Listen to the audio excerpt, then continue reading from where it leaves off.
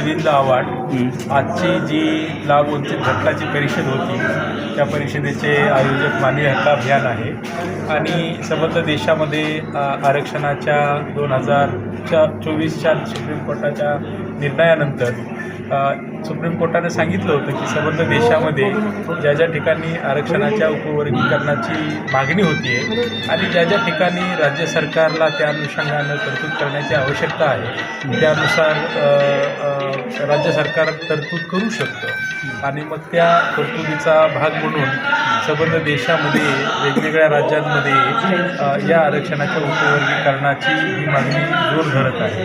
तर 2024च्या सुप्रीम कोर्टाच्या निर्णयानंतर साधारणतः तामिळनाडू असेल, कर्नाटक असेल, तेलंगणा असेल, आंध्र प्रदेश असेल, पंजाब असेल, या सर्व राज्यांमध्ये लाभवंचित घटकांच्या शेड्यूल कास्टमधल्या आरक्षणाच्या उपवर्गीकरणासाठी वेगवेगळे आयोग आहेत. राजू कमिशन आयोग आहे, मेहरा कमिशन आहे, जनार्दन कमिशन आहे, इकडे लोकजन सावे आयोग आहे. या सगळ्या आयोगाचा आधार घेऊन या सर्व राज्यांमध्ये उपवर्गीकरणाची मागणी जोर धरत होती.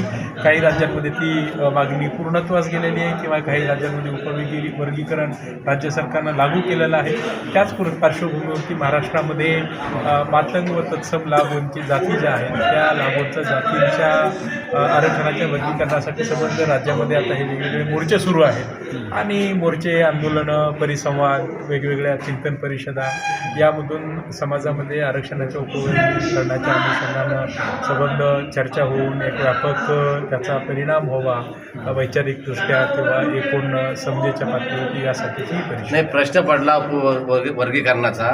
आपल्याला काय हवं आहे नेमकं? शासनाकडून काय हवं आहे? शासन काय म्हणतंय? एकीकडे विरोध होतो, एकीकडे समर्थनार्थ आंदोलनाचं हे दुर्दैव आहे. म्हणजे एकूण महाराष्ट्र हे तसं फुले, शाहू, अण्णाभाऊ, बाबासाहेबांचं राज्य आहे आणि या राज्यामध्ये आरक्षणाच्या वर्गीकरणाला विरोध हा तसा सामाजिक न्यायाच्या चळवळीचा एका अर्थानं आपल्याला पुण्यानं नव्यानं विचार करायला लागणारी घटना आहे. त्याच्यामुळं ही जी उपवर्गीकरणाची मागणी जी आहे ही उपवर्गीकरणाची मागणी जसं तेलंगणामध्ये शेड्यूल कास्टमध्ये 15% त्यांनी 3 गट केलेले आहेत, अ, ब, क, किंवा हरियाणामध्ये त्यांनी 2 गट केलेले आहेत, डिप्रायव्ड कास्ट आणि फॉरवर्ड कास्ट, किंवा त्यांनी तामिळनाडू आणि कर्नाटकामध्ये फॉरवर्ड ब्लॉक आणि बॅकवर्ड ब्लॉक असं उपवर्गीकरण केलेलं आहे. तसं महाराष्ट्रातही लाभवंचित जाती आणि लाभधारक जाती असे 2 गट करावे अशी आमची मागणी आहे. तर आरक्षणाचं म्हणजे शेड्यूल कास्टचं जे आरक्षण आहे 13% त्याची फोड करून साधारणतः अ आणि ब असे 2 गट करावे आणि ज्या लाभवंचित जाती आहेत मग त्या मातंग असतील, मेहतर असतील, वाल्मिकी असतील किंवा एकूण 58 जाती ज्या आहेत त्या जातींचं वर्गीकरण करून सामाजिक न्यायाची जी भूमिका आहे ती राज्य सरकारनं पूर्णत्वास द्यावी यासाठी सर लोकसंख्येच्या प्रमाणात द्यावा असं म्हणणं किती टक्के आहे. वेगवेगळ्या राज्यांमध्ये वेगवेगळे फॉर्म्युले आहेत. तर आता उदाहरणार्थ हरियाणामध्ये लोकसंख्येचा फॉर्म्युला नाही, त्यांनी डिप्रायव्ड कास्ट आणि फॉरवर्ड कास्ट.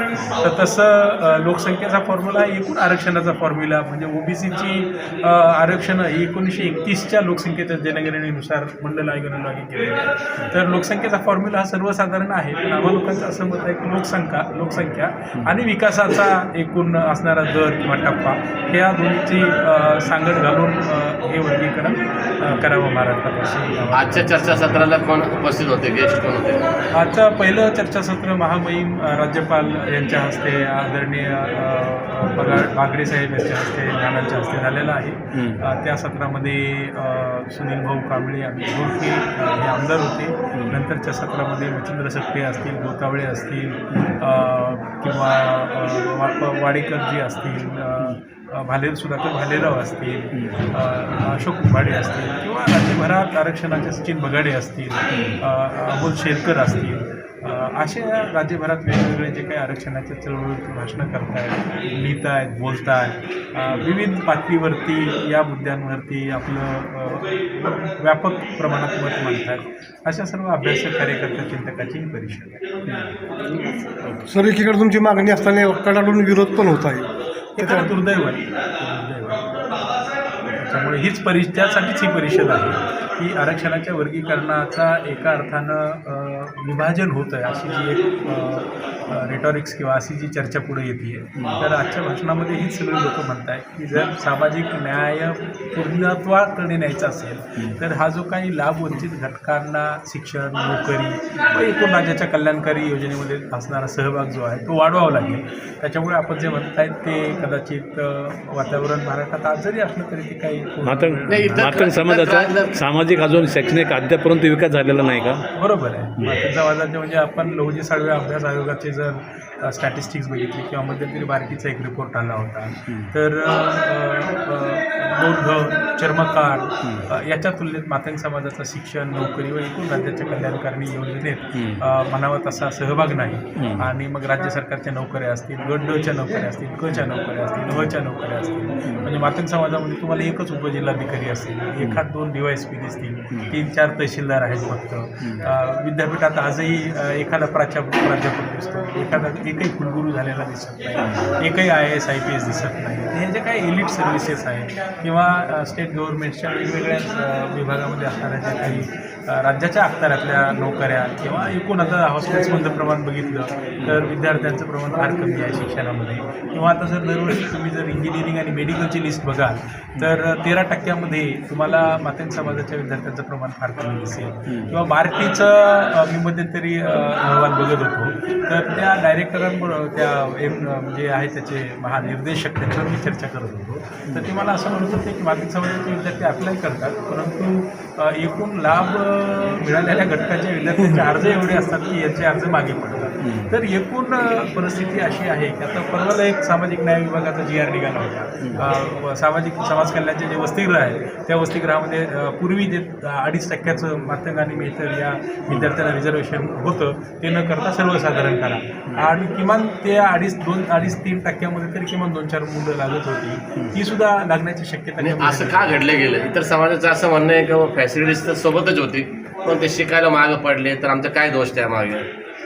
शिक्षण ही काही फक्त वैयक्तिक मोबिलिटीची गोष्ट नाही तर ती एकूण सामाजिक प्रक्रियेत परावर्तित होणारी गोष्ट आहे. त्याच्यामुळे आपण म्हणताय ते बरोबर आहे की आता समजा इथे मिलिंद कॉलेज असेल सिद्धार्थ कॉलेज असेल बाबासाहेबांनी निर्माण केलेली ही कॉलेजेस आहेत आणि 70-80च्या काळामध्ये नवबौद्ध त्यावेळेसचे पूर्वश्रमीचे महार यांची मोठी संख्या होती. पण त्याचबरोबर मातंग समाजाचे 1-2 विद्यार्थी आहेत पण एकूण या समाजात शिक्षण आणि त्या अनुषंगानं असणारी जी काही सार्वजनिक हितासाठीची जाणीव आहे नोकरीसाठीची जी क्षमता आहे ती निर्माण होण्यासाठी आरक्षण. तर मुद्दा हा काही कोण्या एका व्यक्तीचा किंवा समाजाचा नाही एकूण त्यासाठी आवश्यक असणाऱ्या ज्या काही उपाययोजना आहेत त्या उपाययोजनेची या समूहासाठी फायदा झाला नाही यासाठीची ही मुभा आहे. धन्यवाद. धन्यवाद. आपल्या सर्व सहकार्याचा चांगलं तुम्ही विस्तार